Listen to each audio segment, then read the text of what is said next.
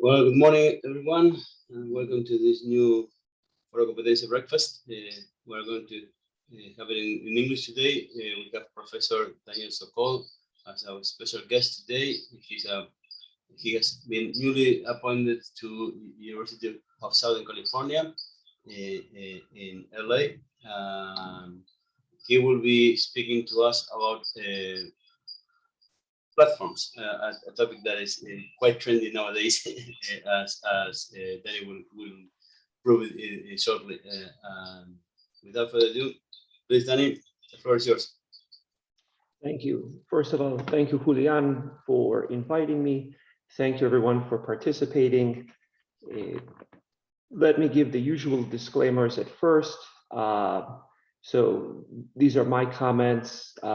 These are not the comments of the University of Southern California, either of the Gould School of Law or the Marshall School of Business. I also, one day a week, am the academic advisor to the U.S. Chamber of Commerce, which means technically every company in the United States is, someone I represent, but technically I'm not speaking for them either. One day a week, I'm at White and Case. I'm also not speaking on their behalf or anybody for whom I've done work in the past or I'm currently doing work. Being a tenured professor is great because you have no boss. And so I'll speak to you in only the most honest of ways. Our world has been transformed. The actual world has been transformed by platforms in many ways, but our competition community has also been transformed, largely because apparently platforms are to blame for everything in life: unemployment, healthcare, cancer. I've even seen children's addiction to video games. By the way, it's not true. I was playing Tetris in a very addictive way in 1991. I can admit it now, but it was in black and white. Tetris, at least. But in fact, there's both nothing new to platforms, and there is some distinctive things that are new. And I'm going to work you through what we've seen, largely because competition authorities in Latin America, as with everywhere else, are dealing with a lot of political pressure. And maybe in some ways, this is of a distinctive variety that we have not seen in quite some time globally. So it's what can authorities do? What can private firms do in a world where the scrutiny is higher? So this, I think, is the big change. Do we reevaluate everything? Of course, as we always do, but is there some kind of basis? The answer is also yes. And I'll work through that to try to give something maybe new and to say what's been missing, and particularly with regard to developments in Latin America. So first, I have some slides. Let me share my screen. So there's been a lot of thought given to platforms. Many of us are familiar with what we see: speeches by authorities, we see commentary in law reviews, we see mostly theoretical work in e-countries. I'm going to explain to you what do we actually know that's different and new. So first of all, why would I leave, right? Florida's lovely, but it turns out the weather's really great in Los Angeles and all of Southern California. For those of you who were at the ABA leadership meeting last week in San Diego, you understand. It's really gorgeous, but we actually have a new initiative on digital competition at Marshall, and that's been very wonderful. And jointly with Ibrak, we had a program the other month where we had introduced some people with some of this new learning. And the reason why this matters is because, when we think of platforms, a lot of times the press has a very narrow view. In fact, the entire economy is being transformed through digitization, and there are platforms we're seeing across many different industry sectors. We tend to focus on business to end consumer platforms. In fact, we're seeing platforms emerge and become very significant players throughout the entire supply chain. across many, many different industries. So we have a lot of B2B platforms, industrial platforms, agriculture. We're seeing the emergence of blockchain. I think this matters particularly in Latin America, where there isn't necessarily trust in the court system, say for contracts. So you're seeing increasingly large number of blockchain related contracts, all the way from farmers to end consumers and everything in between. And I think it's transforming everything. And as is often the case, when we have transformation, there's disruption. And some of this disruption takes a political flavor to it. And I don't need to tell people in Latin America, but when you have disruption, there's also a populist backlash. So we remember 20 years ago, the backlash against the Washington Consensus. For some, the backlash lasted a little longer, but here I think the backlash is really against technology. And it's not the first time. Look, we saw this during the first and second third industrial revolutions as well. It's not a surprise that the genre, for example, of science fiction emerged during the Victorian era, when there was a lot of displacement in the economy because of fundamental changes in technology.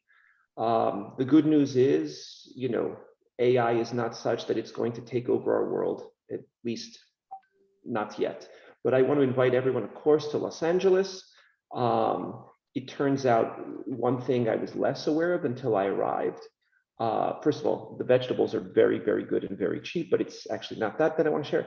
It's actually that here, particularly along the beach, we have what we call Silicon Beach, where there's a lot of digital transformation and entrepreneurship and innovation, specifically thinking about new media. So we used to think that video games were just games. In fact, video games, for example, have bigger releases than any blockbuster movie ever, where now people are scoring symphonies to video games, not just to movies. And it's really a fascinating world to be in Los Angeles, which is a hub of new media, and there's quite a bit of biotech, and every traditional tech company also has offices here. So I want to talk about platforms, largely because in many ways what we've seen is not new. Now, I didn't put it in, but actually in 1911, there was a book by a professor of economics at University of Vienna that also talked about two-sided markets as we understand it today. That actually was forgotten in the economics literature, even though A, he was Minister of Finance in the Habsburg monarchy, B, he was first generation Austrian school of economics, and C, he was Schumpeter's PhD advisor. But that was actually forgotten, as it turns out. I'd say the modern discussion of platforms begins in the 1980s, and what you see is largely a phenomenon we've seen before. The same way that Hollywood makes remakes of every single movie, we actually have remakes also of platforms with slightly different terminology. So depending on how old you are, you're going to recognize these terms, because these are terms you learned in economics or you picked up in the practice of law. We called the same phenomenon networks in the 80s, intermediaries in the 90s, two-sided markets in the 2000s, platforms, and now the new term of art, according to the OECD, is platform ecosystem. It's all more or less the same thing. So some of this dates some of you because you say, oh, wow, yes, I remember networks. Others of you remember more modern terms. But in fact, we've been dealing with these issues for quite some time. Does law give us a way of dealing with it? The answer is of course. Competition law for quite some time has been dealing with these kinds of issues of exclusion and, believe it or not, sometimes collusion across these networks or platforms, etc. So in a sense, nothing is new except for the name change. I feel the same way every time I go to the movie theater. It's like, oh, A Star is Born. We're on remake number 4. Maybe next time we'll have, an Argentine Italian instead of an American Italian in the name of Lady Gaga. So I thought one thing that I could do that might be a little bit different is give you a sense of how the literature has grown. I'm not talking about the theoretical literature for platform. I'm now looking specifically at the empirical literature. So the theoretical literature, we can describe the following way. We imagine situations where we may have exclusion and sometimes where we may have collusion. In a sense, we might have a little twist, but the basic contours are more or less the same. But what has changed is we're seeing significantly more empirical work. And here I focus only on the top journals across fields. So the first thing that I will note is fewer than, out of the 697 papers, fewer than 20 are actually in the field of economics. And the reason why this matters is because we've had a very narrow market definition for where do we get scholarship. So it turns out who's writing more. Number one field, information systems. So these are basically the engineers who go off and get, computer engineers essentially, who go off and get PhDs in information economics and make the rational choice of making triple the salary teaching in a business school than they would in a department of economics. The other fields that are significantly represented, strategy, which is basically the industrial organization part of management, and marketing, and particularly the industrial organization part of marketing, though sometimes we have people doing consumer behavioral type work in this context with natural experiments as well. There's also, believe it or not, a finance literature with regard to platforms focusing largely on stock exchanges. So it turns out, if we actually look at where is the learning is largely not in economics. And that matters because essentially we have selection bias. We are, for the most part, only reading work in economics and in law, and we're omitting the people who actually know platforms best.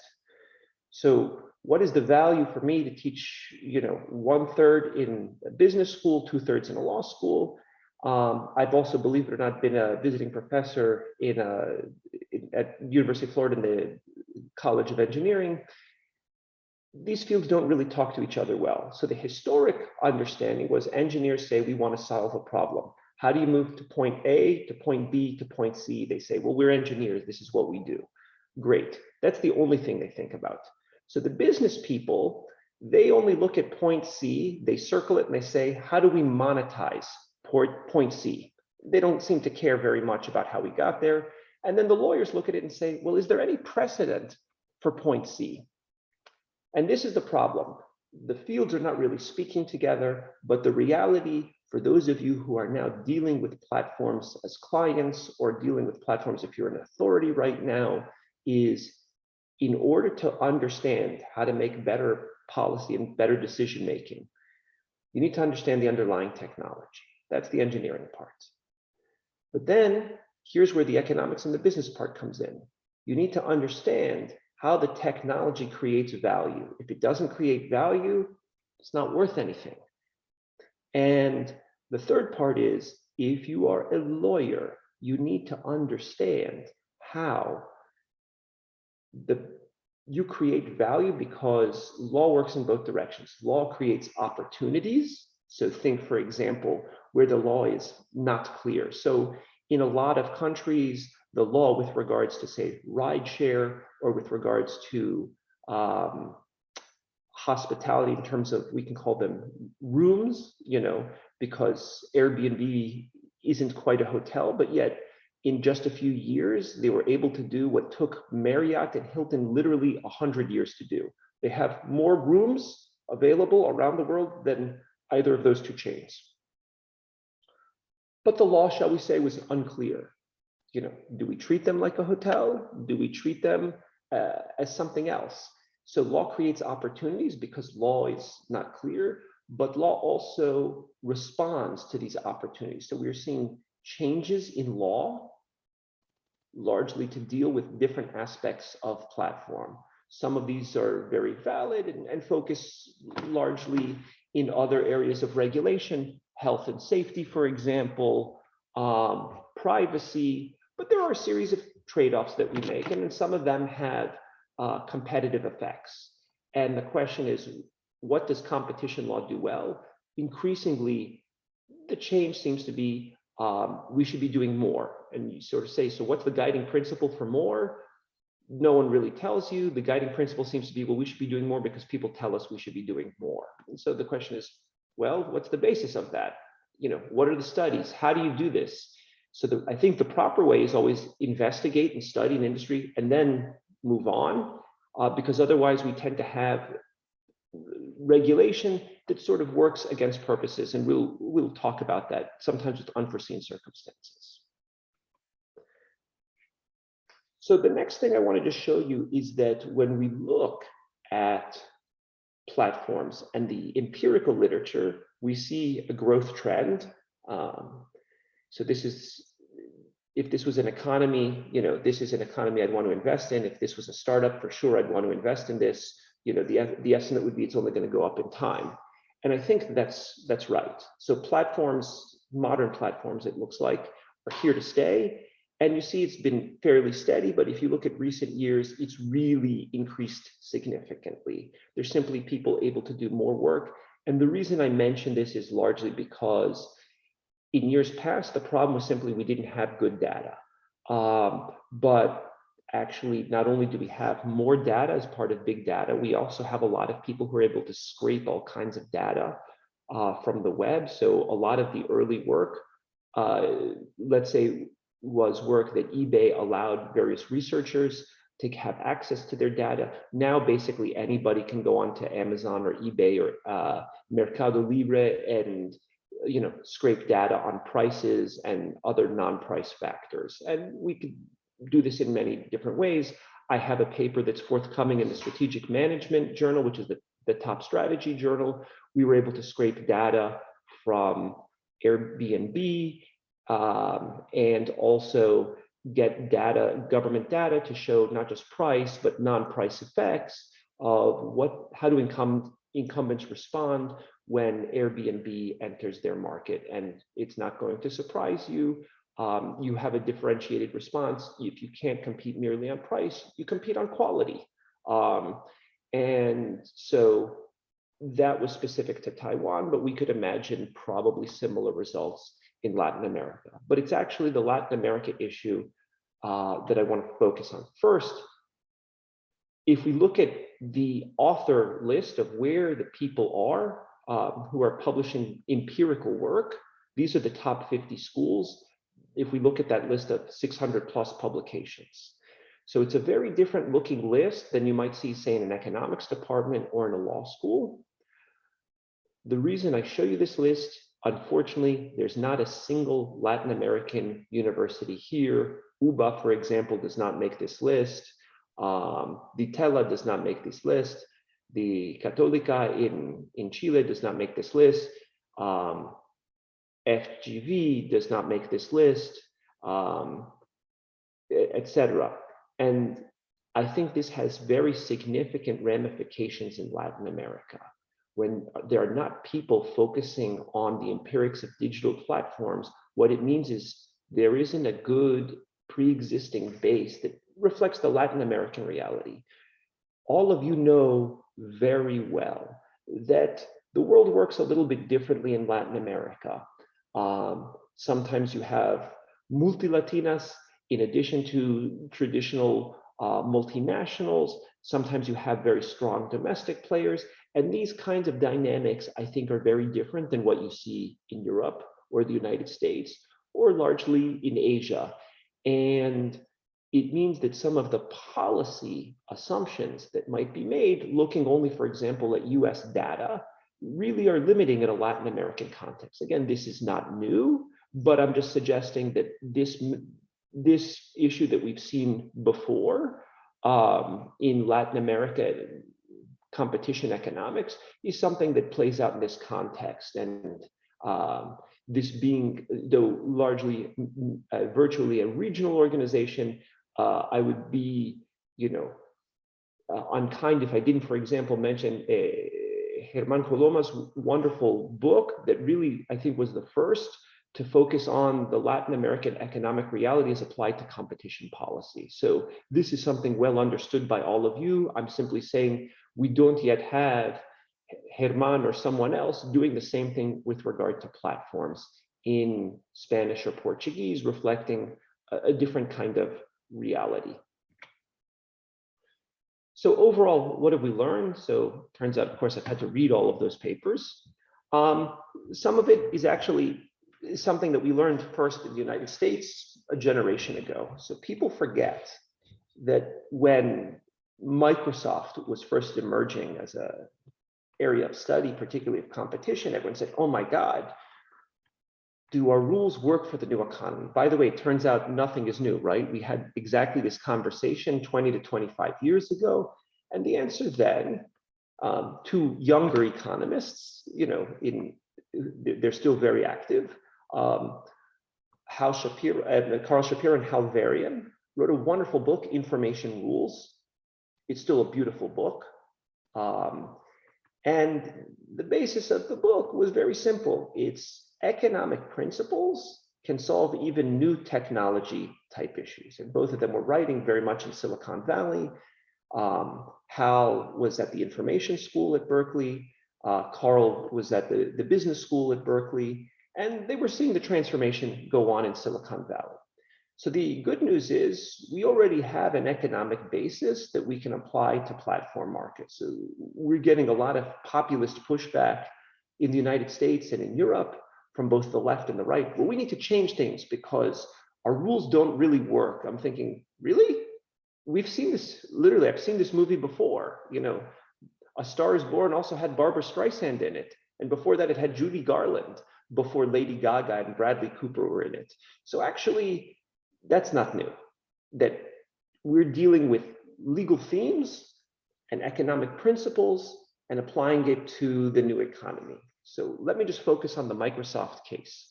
So Microsoft, very much two-sided market or platform market. And it was very much dealing, we could even use the 2010 terminology, a platform ecosystem. So what is the case law that was the most important, right? So it was a case about newspapers, very traditional platform. Advertisers on one side, readers on the other. That was the law. Lorraine Journal, a great case. And people forget this. Bork, for all of his Chicago understandings, believed in Lorraine Journal and actually worked on behalf of Netscape against Microsoft. So when you hear, for example, oh, Chicago's for, Chicago's against, it's always a little more complicated than that. Dennis Carlton, also University of Chicago, also did work on behalf of the complainants. So the thing is, it's not always easy. You look fact by fact, case by case. Do I think that Microsoft was a correctly decided case? Yes, there was liability. Yes, there was anti-competitive conduct. But that was the Microsoft case. And did our economic principles make sense for how we think of foreclosure, how we think of abuse of dominance?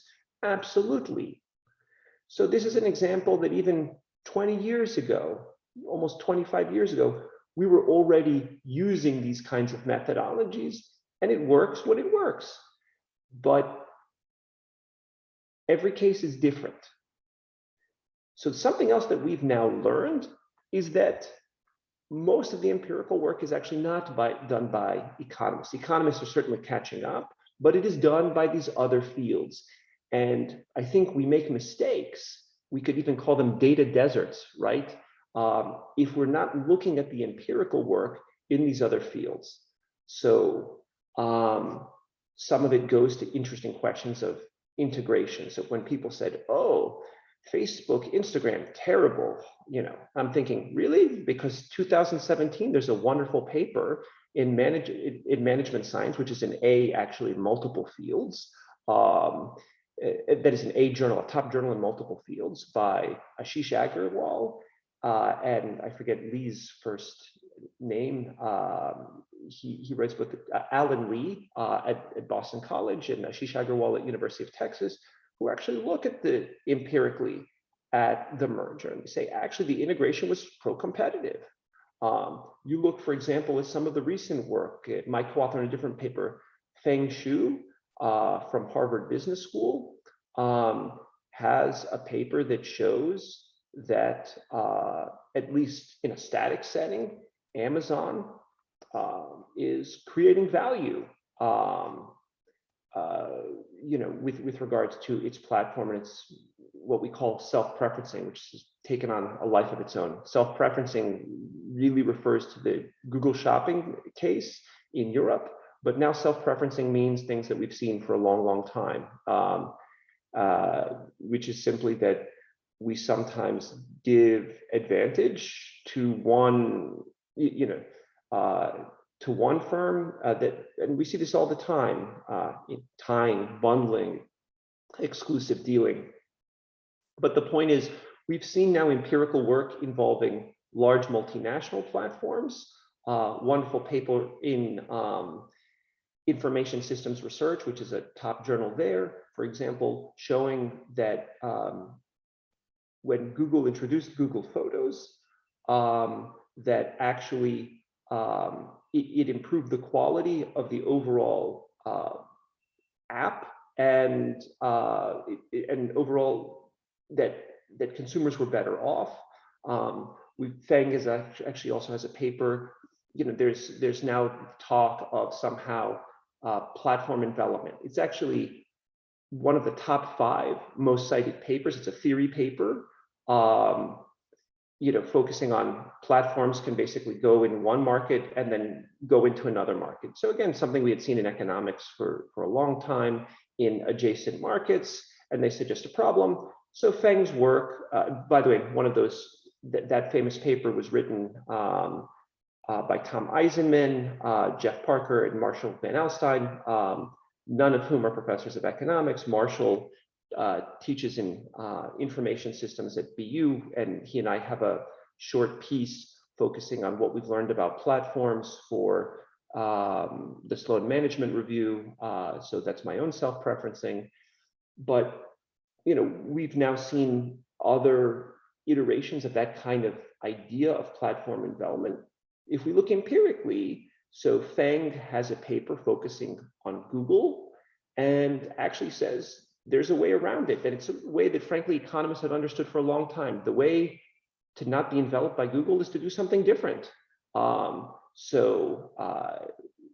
We're familiar with that in the economics literature. It's called platform, it's called incumbent repositioning. And it happens all the time. And that's a very smart strategic response when you have entry by somebody else. But I give you some of these examples merely to say platforms are complex. As with every other business model, basically, why do we have platforms? Because we have unused capacity that we can use more effectively. Why is it that Airbnb took off so quickly? Many people had extra rooms or even apartments, say in Miami, which as best I can tell is literally a third of Argentina's population, seems to have an apartment in Miami. You use it maybe 3-4 weeks a year. The rest of the time it would just sit there.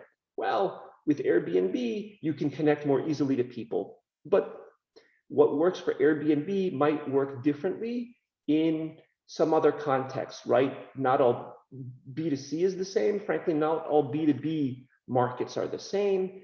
And when we think of something called platforms and we throw them all together, we create rules that maybe are focused on 1 or 2 companies, but affects overall the system. And why that can create negative effects is the following. So let's look, for example, at GDPR in Europe. The idea was we care about privacy, we'll have higher privacy protection. That's great. Who can't be in favor of privacy? Well, it turns out sometimes privacy can clash with competition. So now we have empirical work, for example, a few papers. So one is by an economist, Ginger Jin, and her co-author. She was, by the way, was former chief economist of the US FTC, showing actually when you have very, very strict standards, as you do for GDPR, there are consequences. And the consequence is there was less investment in AI-specific entrepreneurship in Europe. And also the nature of entrepreneurial investment simply shifted. Garrett Johnson, who's in the marketing department at BU, also finds negative economic consequences for GDPR with regards to competition. So we actually have a literature that shows it's complicated, right? We say we care about privacy and there are competitive effects. And it's not, I think, the effects that people in Europe thought they would have. So I want to give you some other areas where we have some complexity. So we're concerned sometimes about the power of network effects, and I'd say simply sometimes it matters and sometimes it does not, because not all markets are the same, and we now have a literature that tells us that it's a little more complicated than what we might imagine. So, for example, in the 1980s, people like Mike Katz at Berkeley suggested, we have a problem of tipping. Now, he's not the only one that said that. There were also some others, but we could imagine, for example, there are limits to scale. And it's largely because platforms to compete become differentiated. So, do markets tip? The answer is sometimes they don't. So for example, they don't in video games. So we have empirical work on that. We have empirical work on how they don't necessarily tip in every one of the financial markets. So what do we see instead? Sometimes you have complementary providers who are differentiated in smaller platforms that are less crowded, and that creates opportunity. So scale matters, except for when it doesn't matter. So you need to have some scale, but there are limits, for example, to scale. And so there are a series of papers that we have for that. There's also user-based innovation in platforms. Boudreau and Jepson have written about this. Jepson is located in Southern California at UCSD. Boudreau's at Northeastern. Neither of them are in the economics department. There are different local effects. Why is it that some platforms seem to do well because of scale and not others? So it turns out, what's different between Airbnb and Uber? Largely, if I'm in the United States or someone's in Buenos Aires or in Sao Paulo, when you want an Uber, you want it only for your local area. You want to get from your house to the supermarket. You want to get from your house to your office. You want to get to your house to your friend's house. However, each of us could be on Airbnb all fantasizing about going to Australia. Actually, let's be clear where we all fantasize about going. New Zealand, no cases of COVID. So we can all be looking at, so the platform effects are going to be very different. For Uber, it's going to be very local. For Airbnb, it's going to be global. And I think a lot of the talk about network effects doesn't take this really into consideration. So rideshare actually is much more prone to local competition, which is why you have a lot of local rideshare companies around the world that are competing very vigorously against Lyft or Uber. The other is switching costs. Sometimes switching costs do matter. So for example, with the original Microsoft case, back then internet speeds were slow. It was very difficult to download a different web browser, for example. Today, this happens almost instantly, right? You want a different app? You want a multi-home? It's very, very simple to do so. And I think this is the lesson, for example, for the Google search cases. Like really, it's very, very easy to multi-home, lots of users multi-home. The other area where I think things are complicated is, people are concerned with big data. So I used to believe before I went to the engineering school that, we don't really have any data problems anywhere. I don't think that's really the case anymore. Spending time with engineers, I've learned that there's some kinds of, unique data sets. It's not where you think they are, right? There's certain kinds of industrial data that may be unique. that other people cannot recreate. There are certain kinds of confidential health data that you cannot really recreate. So we do have some unique data sets, but for the most part, there's more than enough data. And to a certain extent, you reach a point of diminishing return with the data, and this much is clear from the empirical work. So it's not so much the data you have, but how you use it. And that's really what has changed, I think, in our understanding over time. Limits to data, that just having data on its own is not going to be enough. You need to have a viable business strategy with that data, because if it wasn't, if data really were a barrier to entry, we wouldn't have new dating apps. But in fact, there's been a lot of research done on dating apps. Why is it that certain dating apps, come into existence and are able to scale up and differentiate? So for example, the idea of Tinder was you swipe left, you swipe right. I think people had been doing this for centuries. Are they good looking? Are they not good looking? But this was different than any dating app before. If in fact data was a barrier to entry, they would have never been able to do well market-wise. The traditional dating apps really focused on male-female relationships. Grindr decided to focus on male-male relationships. Great. And so they reached a different market. Bumble is great. Why? Because it turns out men are much more active, shall we say, on dating apps than women. So why don't we empower women? Women get to choose, but only women get to choose who they would want. That's Bumble's business model. The point is, each one of these dating apps had a very differentiated approach to strategy, and as a result, was able to find success. And it could not have been because the larger apps had more data. It's what you do with the data that matters. And then they're able to create new products and services largely based on the data they have. That's actually the competition we want to see. So I'm going to just quickly finish up. So it turns out, as I mentioned earlier, there's very little application specifically to Latin American markets, and this is a real gap. And competition authorities are filling this gap. So CAGE's economics team, for example, has a wonderful paper on rideshare. And I think that was very helpful because we really just didn't have that work in Latin America, but we need to have more of it. But the problem is as is often the case, right, we focus on the sexy. And there's lots of sexy in Latin American music. And I would say that, we have competition issues involving platforms in other markets. So there are traditional industries that have had durable market power that are going through digital transformation. And, these are well known to all of us, but it's basically, we're seeing the same situation, but now they have platforms of their own. Banks, agriculture, telecom, various industrial platforms that are using online platforms now. So, Esteban, who plays guitar, immediately sees the classical, rock en español of Soda Stereo. Esteban, I'm sure you were actually listening to them back in the day, and it was a political message to listen to them back in the day.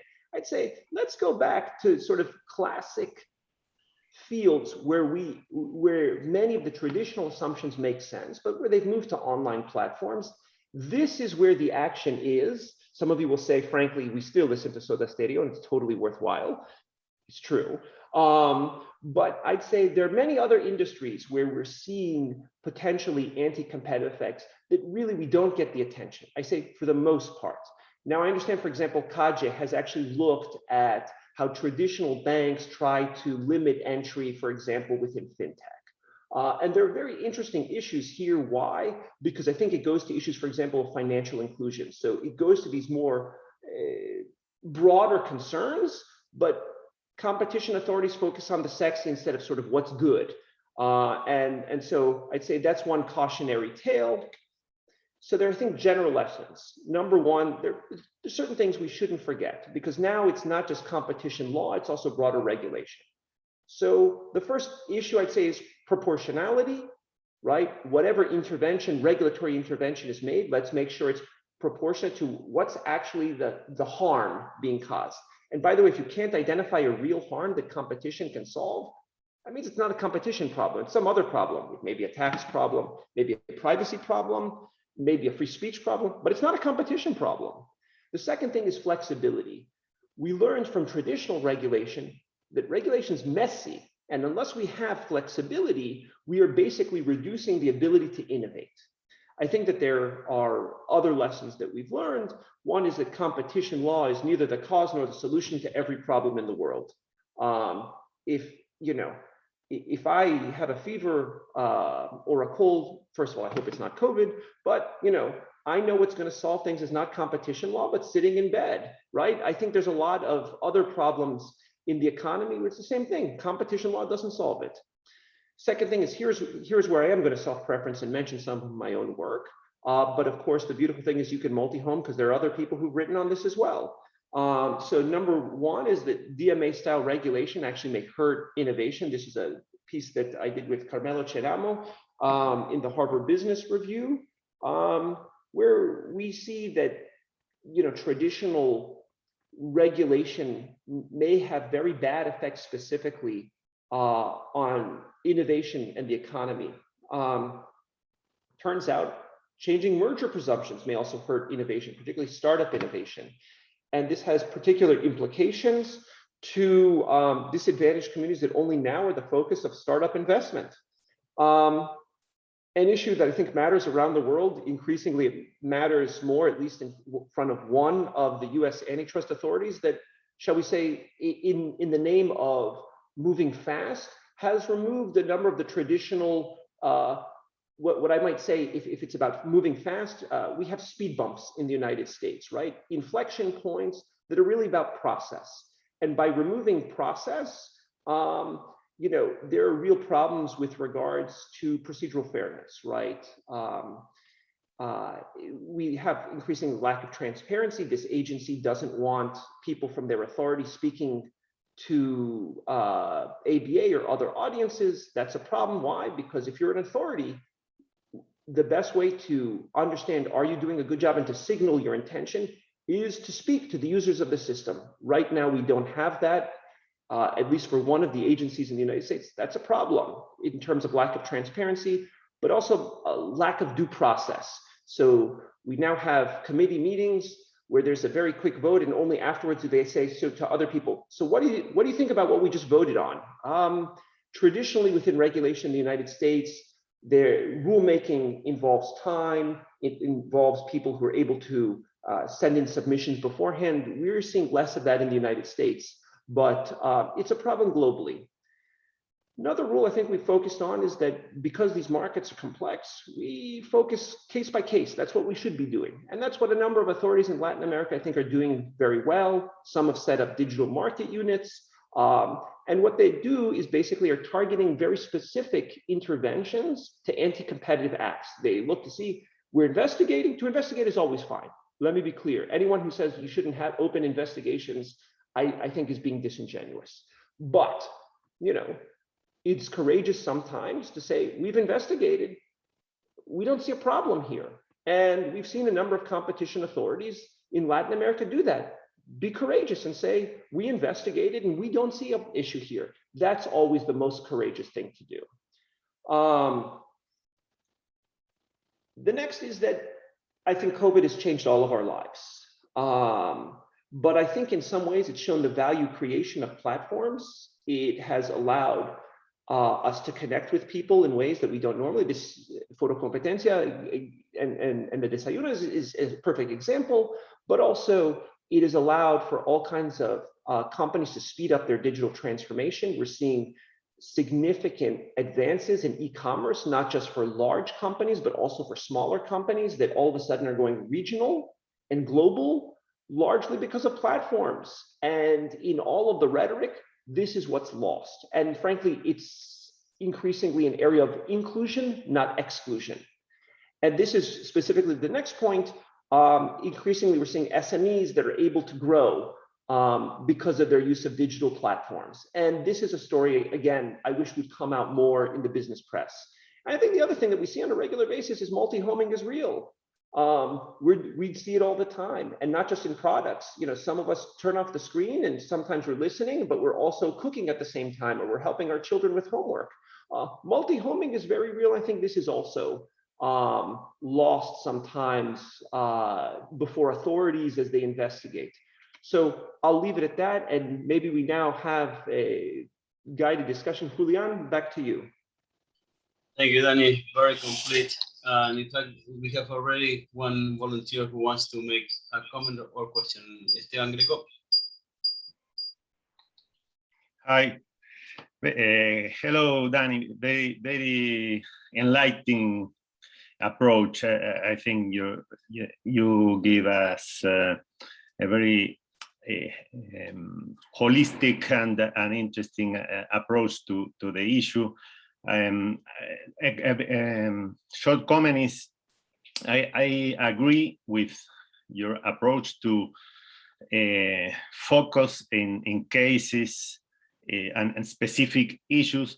Maybe in Latin America and in other countries too, could be situations in which digital players and digital platforms are the newcomers, and they are disrupting incumbency in other industries. And you mentioned fintech, and I think this financial sector and fintech's role in Latin America has been important in this issue. We had a case in Argentina, and in many countries in Latin America, there are cases and investigations. You mentioned CAGI, but for example, next OECD Latin American Forum will have a panel dealing with these issues of in financial sector, fintech, and interaction between regulation and competition in these sectors. And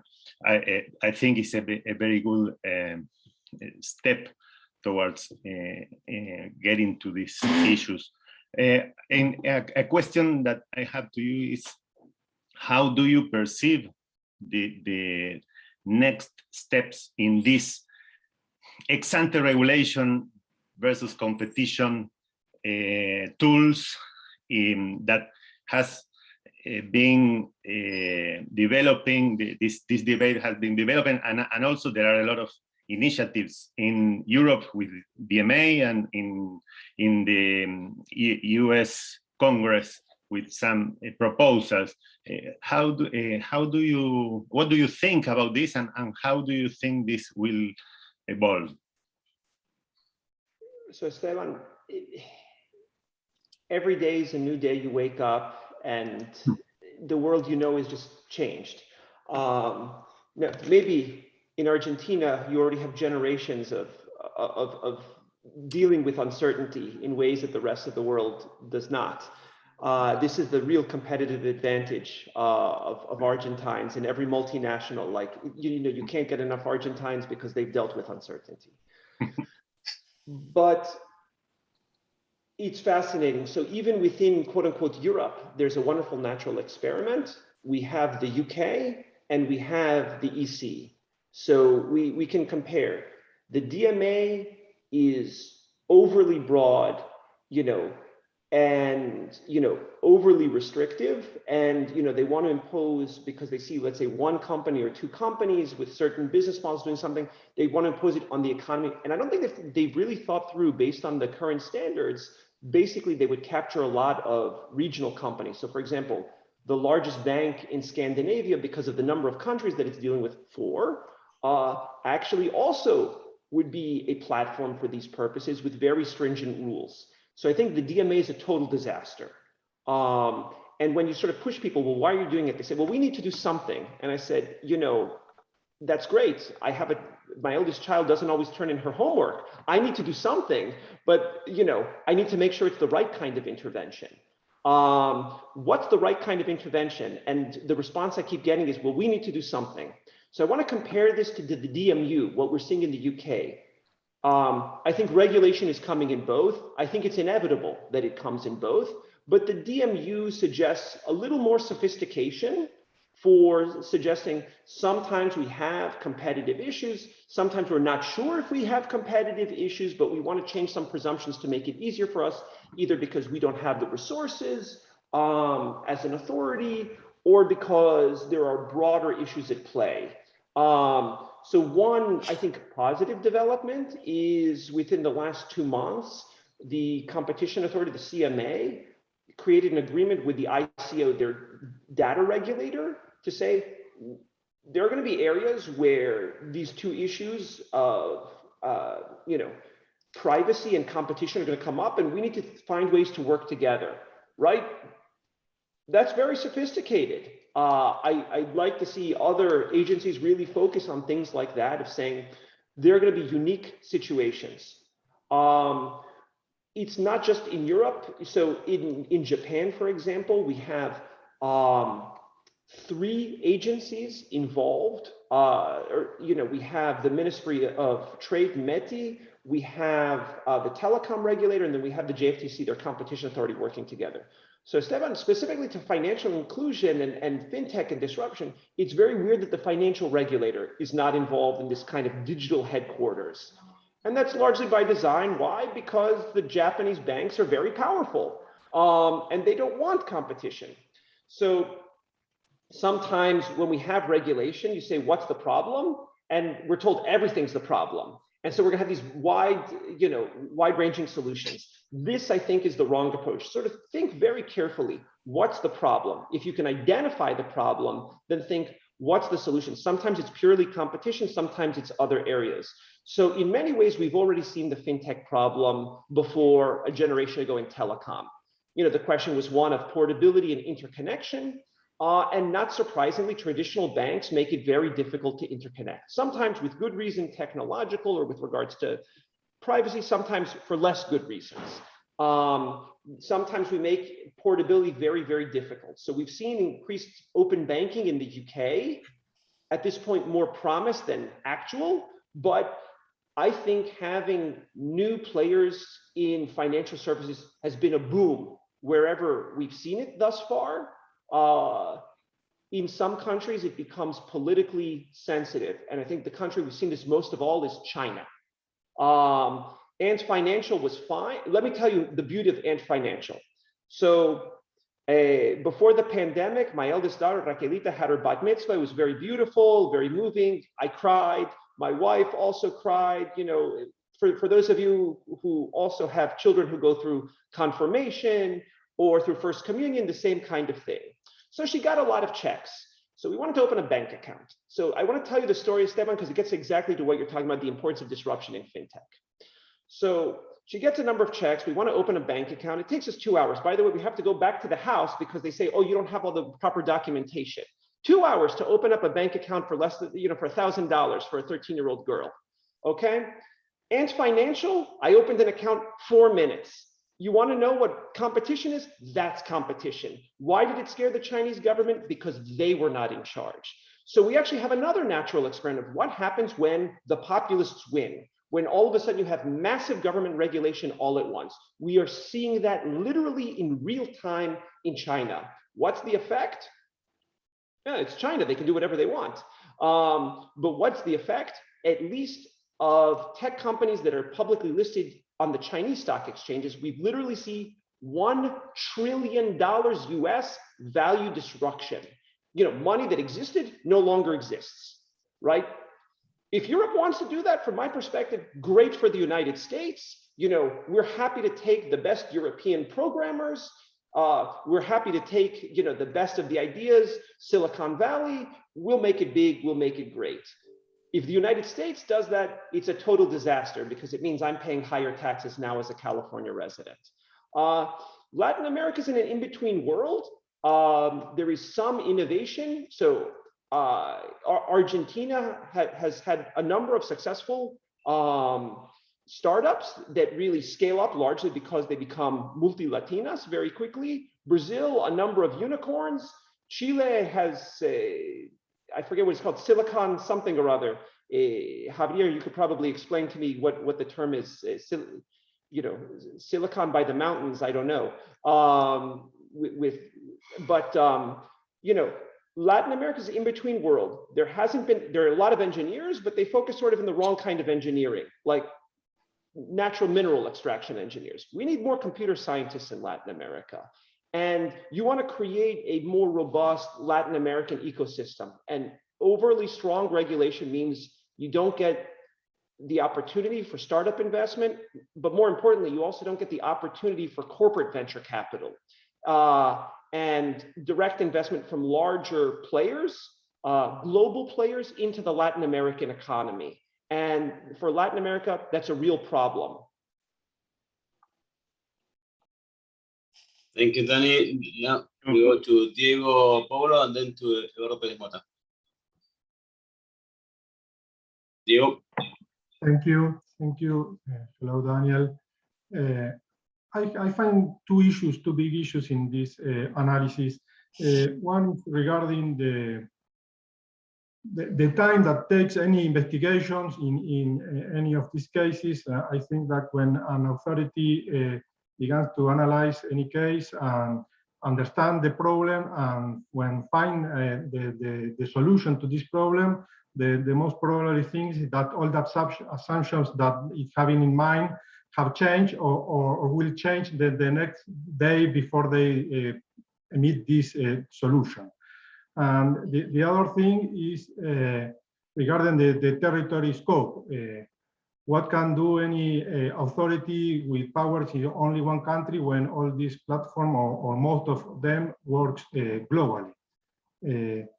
I think that a global agency would be ideal, but I don't think it would be possible politically.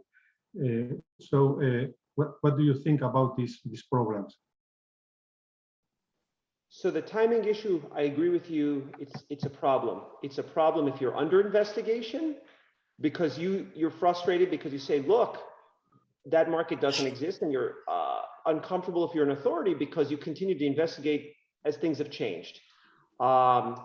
There are ways to improve the process without violating procedural rights. So part of this is a different kind of digital transformation. One involving digital transformation of the litigation process, better e-discovery tools, for example. So we have digital units that have been created in a number of authorities around the world. I think the ones that have done a really good job have said, the creation of a digital unit is not really to look at digital issues, but it's actually about optimization of the litigation process, of document management. I think a lot of time can be saved through better data analytics. And frankly, it is in companies' best interests, I think, to work with authorities to have better ways to optimize processes, particularly mergers, because they just want the mergers done. Conduct cases, maybe the interests are not exactly aligned. I think it's overall still better for the system. I think that's the easiest way. That shaves off time without worrying about due process concerns.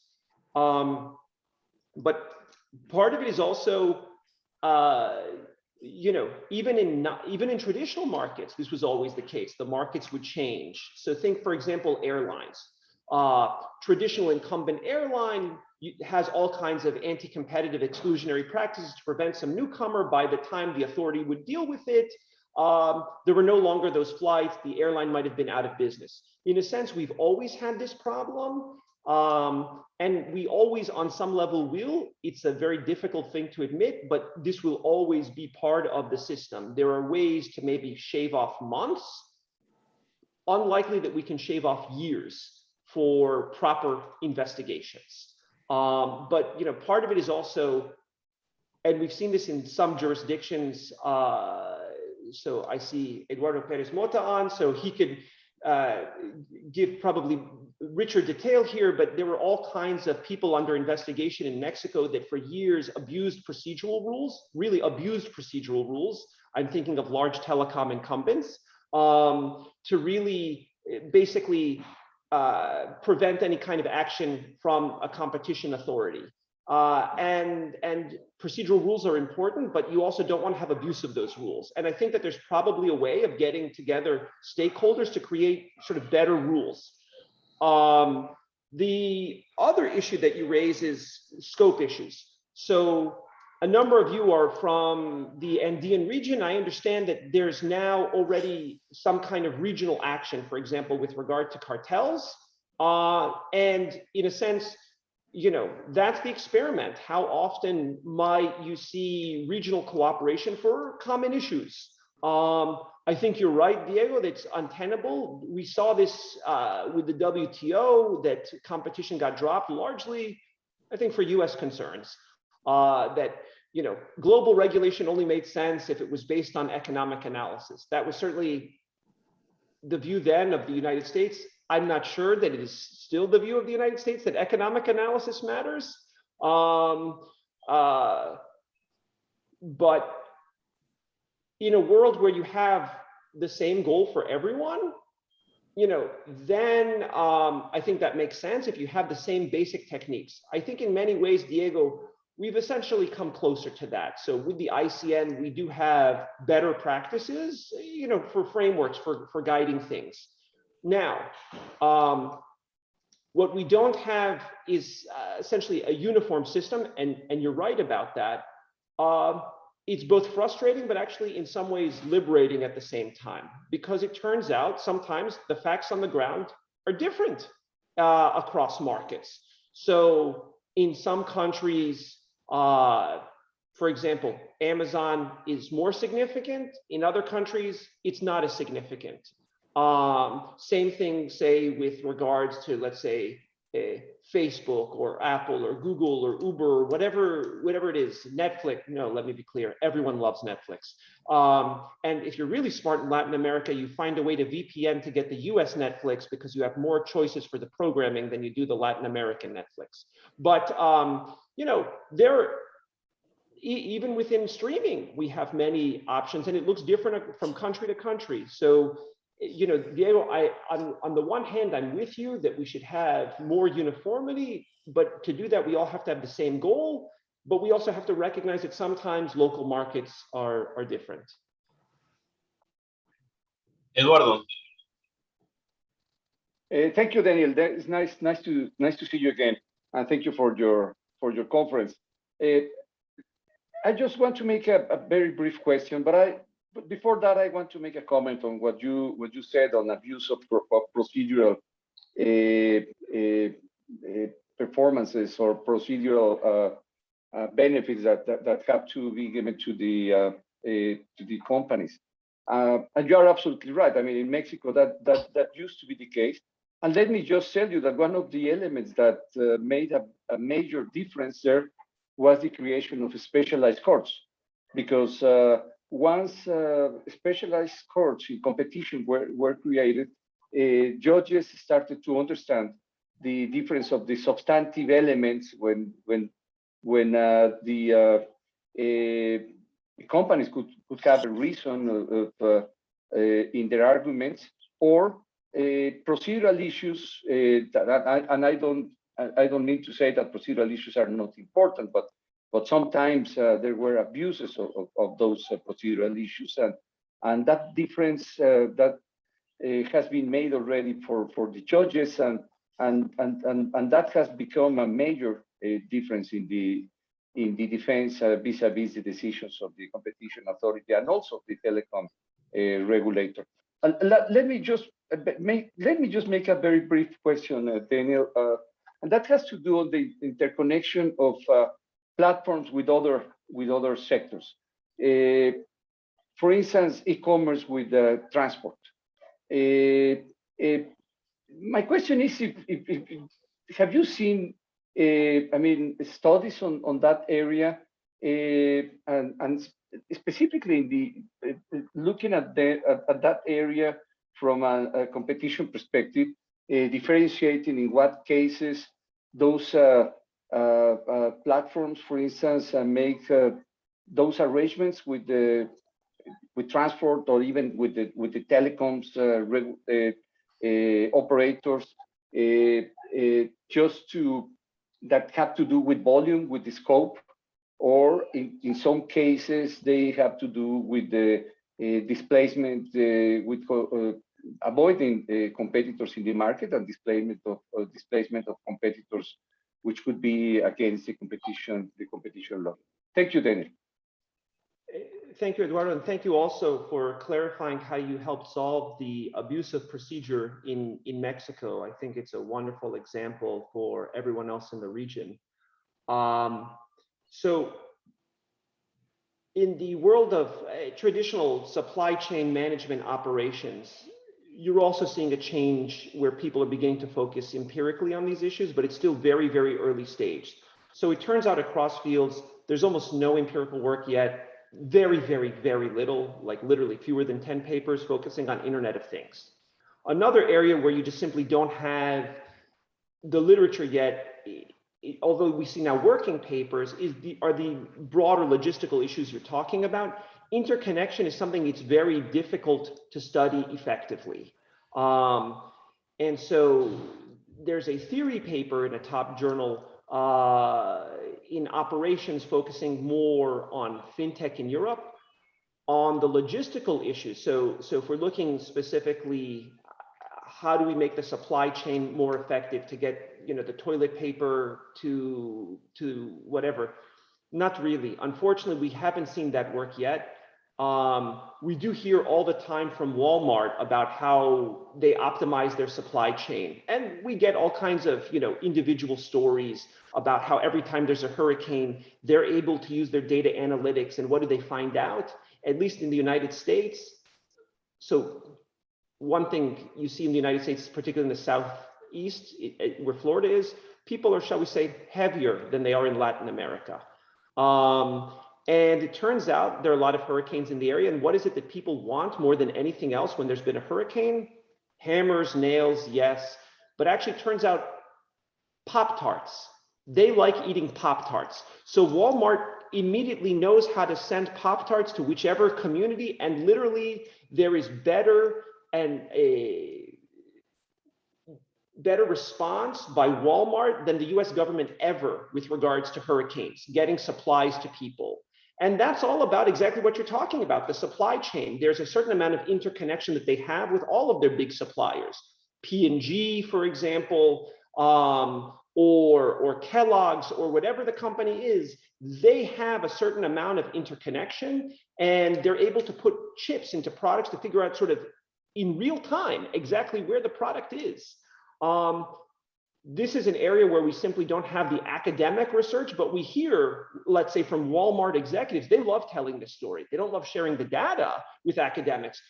I think in part, Eduardo, because, you know, people are reluctant to share data with academics that they don't trust. What do I mean by that? They're happy to share the data when they're sure that there's a pro-competitive story. When the story may be mixed, they're less likely to share. So actually, it turns out some of the best data we have broader in the supply chain comes from Alibaba that they've shared with academics. They share only with Chinese academics, including Chinese in the United States, and ones that they can trust.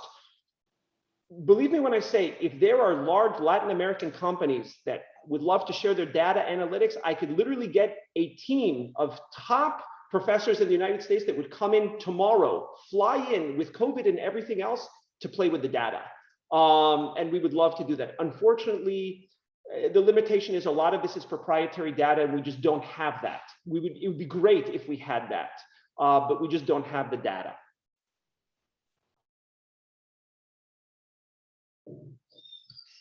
Thanks. Anyone else has a comment or question? Well, Santiago. Okay.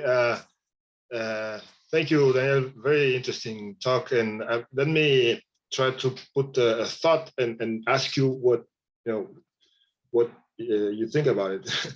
Is I see all this revolution, technical revolution, as you said, it's been in the economics for a long time in different ways.